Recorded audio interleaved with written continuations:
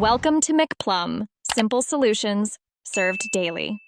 You begin by deciding what to encode and why. This defines size and error correction.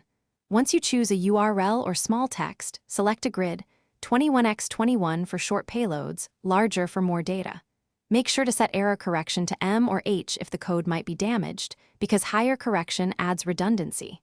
Now map data bits into the sequence. Follow the QR standard order so modules are placed correctly.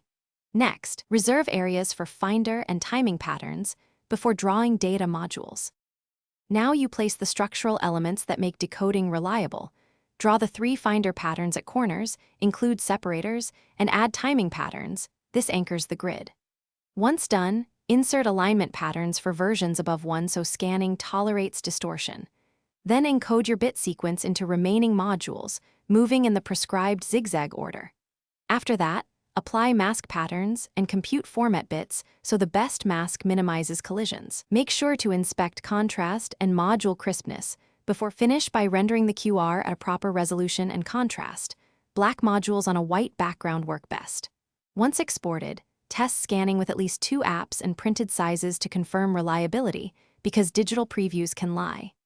If a scanner fails, first check that you applied the right mask and format bits, then confirm version and error correction were sufficient. Re-render with higher error correction or larger modules if needed. Finally, make small adjustments and retest until every scanner reads it. Thanks for watching. Stay juicy and subscribe.